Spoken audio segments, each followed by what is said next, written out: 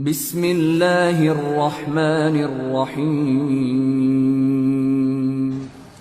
Satu waktu, kisah yang lain, Atha bin Abi Rabah mendatangi, jadi Sulaiman meninggal dunia. Khalifah tadi meninggal dunia, sudah lewat waktunya dia meninggal dunia. Datang adiknya bernama Hisham. Hisham bin Abdul Malik, biasanya memang sudah tradisi, mungkin teman-teman di kantor pemerintahan sudah tahu. Biasanya kalau ada datang pejabat baru, maka dia akan ambil informasi dari pejabat sebelumnya tentang orang-orang relasi yang bisa dihubungin, kan gitu. Itu sudah biasa, turun-temurun memang dari dulu gitu. Tapi mudah-mudahan relasinya ini orang-orang yang tepat. Yang jelas Hisham bin Abdul Malik sudah tahu kakaknya ini Sulaiman terkenal dengan kesolehannya, dengan kealimannya. Dia telah menunjuk ya Atha menjadi mufti. Maka dia tidak mau ganggu tuh, dibiarin Atha jadi mufti. Lanjutin fatwanya. Satu waktu Atha bin Abi Rabah datang ke istananya. Atha bin Abi Rabah ini teman-teman sekalian naik keledai. Keledainya tua. Dan untuk naik ke keledai itu kan biasanya ada pijakan untuk injak ya. Itu dari kayu biasa. Bajunya biasa, imamahnya juga sudah tua, besar gitu. Dia lagi jalan dari Mekah menuju ke Damaskus, ibu kota Syria. Perjalanan lumayan 1 bulan. Subhanallah, begitu sudah kelihatan istananya Khalifah Hisham bin Abdul Malik, ada satu ulama lain namanya Atha juga, Al-Khurasani dari Persia. Terkenal juga ulama tabi'in, Atha Al-Khurasani. Jadi kalau disebut nama Atha dua ini, Atha bin Abi Rabah di Mekah, ini bekas budak yang jadi alim ulama. Ini Atha Al-Khurasani memang anak pejabat, tapi jadi alim ulama juga. Dia lagi di kereta kencananya. Kalau kita sekarang mungkin mobil yang paling mewah gitu kan. Kalau kita kencana dulu, ada 2 orang yang di depan memenggung kudanya dihias dengan beragam macam hal. Luar biasa lah, ketahui ini pejabat gitu. Begitu Atha Al-Khurasani lihat dari jauh, Atha bin Abi Rabah dikenal nih. Dia suruh berhentiin kereta kencananya. Ada anaknya yang ikut di situ. Anaknya Atha Al-Khurasani lagi ikut. Lalu Atha Al-Khurasani turun, mendekati keledai itu. Kata anaknya yang meriwayatkan kisah, saya belum pernah lihat ayah saya turun mendampingi orang, datangin orang. Biasanya dia yang didatangin. Ini enggak, dia turun dia datangin. Siapa orang ini? Sudah imamahnya tua, bajunya tua, keledainya lagi pakai kayu, gitu kan. Kata anaknya nih, dia bilang, saya tidak pernah lihat ada orang semiskin itu. Dalam kisah itu gitu. Lalu ayah saya pun datang memeluk salaman seperti sahabat lamanya. Lalu mereka ngobrol, saya tidak tahu apa yang diobrolin. Lalu kemudian ayah saya kembali ke kereta kencana lalu mengatakan kepada saya, wahai anakku, saya akan masuk bersamanya ke Amir Mukminin. Kata anaknya, ayah, siapa orang ini? Saya belum pernah lihat orang semiskin ini gitu. Kata dia, hati-hati dengan lisanmu. Ini adalah Atha bin Abi Rabah. Kata anaknya, Atha bin Abi Rabah, alim ulama. Kata ayahnya, iya. Makanya hati-hati, jangan ngomong sembarang. Walaupun bukan Atha bin Abi Rabah, kau tidak pantas mengucapkan kalimat itu. Anaknya mengatakan, saya pun beristighfar kepada Allah. Lalu saya melihat ayah saya jalan kaki bersama dengan Atha bin Abi Rabah. Masuk. Ini cerita, masuklah mereka ke istana lalu mereka keluar.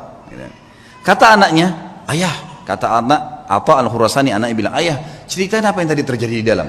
Kata Atha Al-Khurasani, demi Allah, kalau bukan Atha bin Abi Rabah, saya tidak diizinkan masuk. Atha bin Abi Rabah yang jalan pincang, kakinya hitam, tubuhnya hitam, bajunya biasa, matanya satu rusak. Jalan. Dia bilang, begitu kami masuk, ini Atha Al-Khurasani dengan baju jubahnya yang mewah dan seterusnya. Jalan. Dia bilang, begitu demi Allah kami masuk pintu gerbang istana, Hisham bin Abdul Malik berdiri dari singgasananya. Raja berdiri, kemudian mendekati Atha bin Abi Rabah, dan orang-orang tidak tahu nih Atha bin Abi Rabah siapa. Pejabat-pejabat ini banyak yang tidak tahu karena cuma dengar namanya. Lalu julukannya Atha bin Abi Rabah ini adalah Abu Muhammad, anaknya Muhammad. Hisham mengatakan, hahuna Aba Muhammad, kesini ayahnya Muhammad.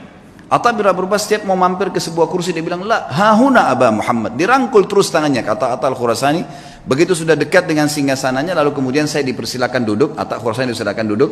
Lalu Atha bin Abi Rabah demi Allah didudukkan di sebelah singgasana khalifah, sebelahnya pas. Dan belum pernah singgasana khalifah diduduki oleh orang lain termasuk anaknya khalifah. Nggak boleh duduki singgasana itu. Hisham mengajak Atha bin Abi Rabah yang luar biasa begitu kehidupannya tadi, kondisinya duduk di sebelahnya. Lalu kata Hisham, ya Aba Muhammad, ada hajat apa? Kata dia, ada hajat saya. Hajat yang pertama dia bilang, penduduk Mekah dan Madinah wahai Amir Mu'minin, tetangganya Allah dan tetangganya Rasulullah SAW. Karena di Mekah ada Ka'bah, berarti orang yang tinggal di Mekah kan tetangganya Allah, bahasa santunnya begitu.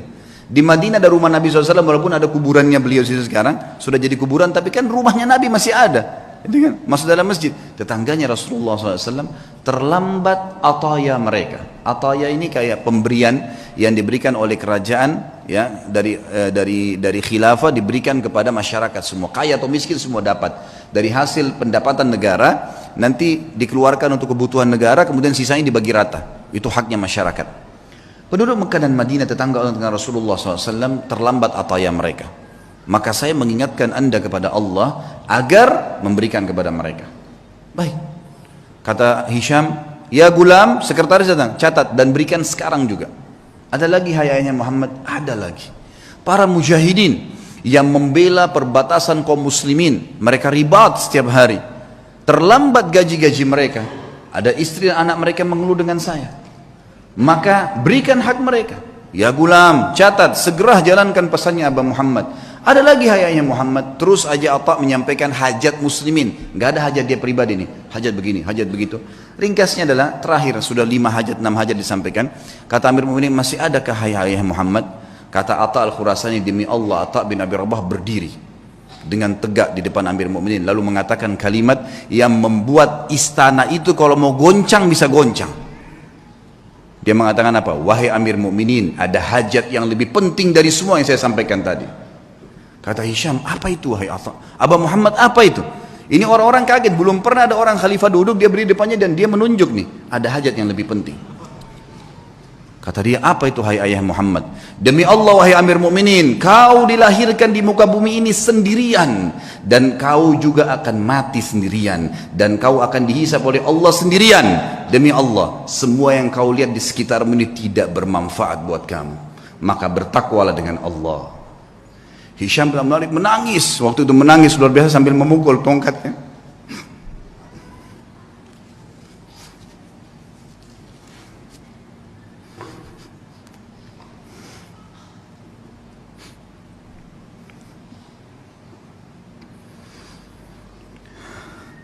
Nah, Hisham bin Malik akhirnya memukul tongkatnya sambil menangis, teman-teman sekalian. Lalu mengatakan jazakallahu khairan, semoga Allah balas anda dengan kebaikan, gitu. Setelah itu kemudian kata Atta Al-Hursani, kami pun keluar. Dan demi Allah Atta bin Abi Rabah tidak minum segelas air pun dari Amir Mu'minin. Tidak minum segelas air pun. Dan waktu kami tiba di pintu gerbang, maka dikejar oleh seorang sekretaris untuk memberikan dia sekantong uang emas. Maka Atta mengatakan, demi Allah saya datang bukan untuk ini. Kemudian ditinggalkan. Lalu kemudian Atta bin Abi Rabah pulang, teman-teman sekalian, hanya untuk menasihati khalifah untuk hajat muslimin, dan tidak ada hajat dia sama sekali. Kata Atta Al-Khurasani sebagai penutup kisah, demi Allah kalau Atta bin Abi Rabah menyebutkan semua hajatnya, maka akan dipenuhi oleh Amir Mu'minin.